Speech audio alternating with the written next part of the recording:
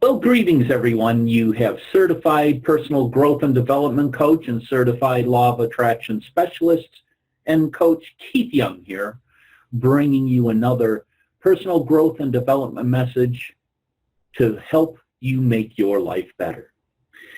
Today's topic is going to be one that I just touched on recently, and I'm really studying more and more on each and every week.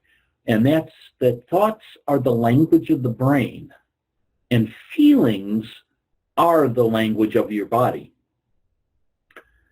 Now, those of you who I have coached in the past and know me, when we talk about certain things, I always ask about how you feel about something. And we feel it in our body. Even though our brain may be thinking about it, we still feel it in our body, don't we? Your brain is organized to reflect everything you know in your life. Your brain is a record of the past. It's an artifact of everything you've learned and experienced. That experienced word is really key in this moment. The feelings and emotions are the end product of past experiences. And we remember experiences better because we remember how they feel. Don't you remember something more specifically, some experience more specifically because of how you felt, good or bad? So most people wake up in the morning and they start remembering all the problems. Problems are connected to certain people and certain things at certain times and places. And the moment they start thinking about those problems, they're thinking in the past. Those problems have an emotion associated with them.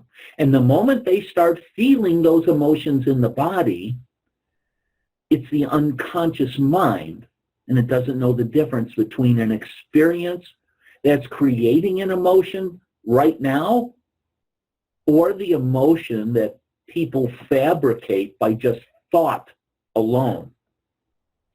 And again, that's why I get people to use visualizations and meditations, because you can create emotions just by thought alone.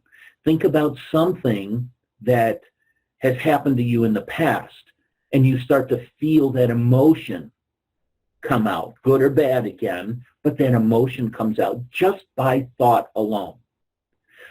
Now, thoughts are the language of the brain, and feelings are the language of the body. And how you think and how you feel creates your state of being. So most people's entire state of being, when they start the day, is already in the past. So you have a choice.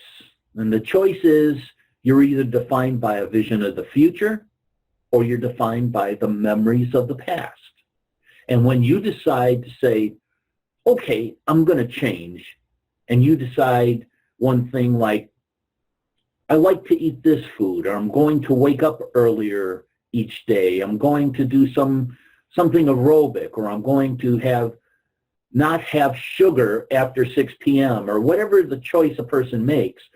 The moment you make that decision to do something differently, and the hardest part about change is not making the choices each day, but getting ready to make those choices.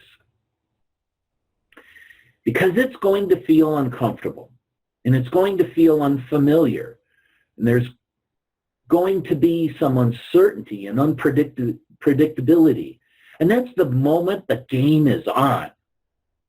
So then most people, their body has been conditioned emotionally by the mind. So now the body says, wow, I'd rather hang on to my guilt rather than take a chance and possibility. I'd rather live in fear and not trust in the unknown. So once a person feels uncomfortable in their body goes, whoa, wait a second, we're out of the program here, and the body starts influencing the mind, right? So it says, just start tomorrow. You'll never change. You don't have the money to do this. You're not good enough. Your mother told you this, or it's your father's fault, or your ex's fault. All those voices come up now, don't they, when we want to create something better in our life. Now, here's the deal. If you respond to those voices, those same thoughts, as if they were true, and by the way, they're always going to be behind the scenes of your awareness, but now they're amplified because you're outside your comfort zone. You believe in that thought, and that thought's going to lead to the same choices, which is going to lead to the same behaviors, which is going to create the same experience that produces the same emotion. And the person is going to say, this feels right. No. That feels familiar. Going from the old self to the new self is a neurological, it's a biological, a chemical, or hormonal. It's a genetic death of the old self, a genetic death. And people say to me in that void and that unknown, I can't predict my future. And I'll say to them, the best way to predict your future is to create it, not from the known, but from the unknown. So close your eyes now and think about that vision you start thinking about that vision maybe of the future. You're activating the creative centers in your brain, and naturally you begin to think about putting yourself in that scene in your mind. And the act of doing that, you're truly passionate, truly present in the moment. And you're defined by that vision. When the thought in your mind becomes the experience, then you begin to feel the emotion of the event before it's made manifest. Now you're giving your body a sampling and taste of the future. And now if a thought and a feeling create a new state of being, you're combining a clear intention with an elevated emotion, and now you're beginning to change your biology. You're seeing a whole new landscape that you could never see before because you're no longer viewing your future through the lens of the past. Now this requires then something really specific, because most people will wait for their wealth to feel abundance. They'll wait for their success before they feel empowered. They'll wait for their new relationship to feel love. So in other words, they will get all these things when they see it happen physically. They'll feel it when they actually see it happen. Think about the absence of getting those things causes people to live in lack and scarcity their entire life. They're waiting for something outside of them to change how they feel inside. And if they're not creating a new life, then they're not applying the proper principles. Then they will keep all their manifestation and all their dreams at a distance.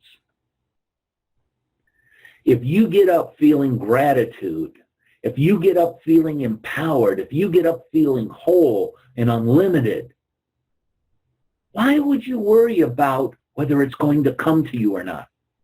You should feel like it's already happened, because then your subconscious mind and your body will allow it to happen.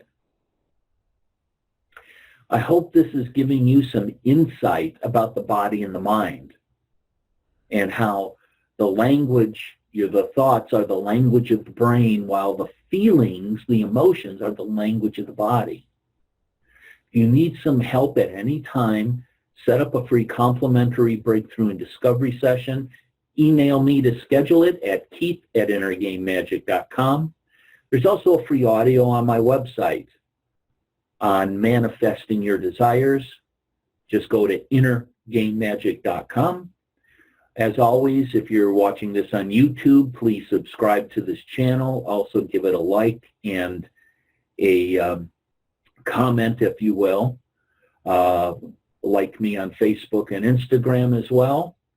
And until the next video, always wishing you much abundance, prosperity, and success.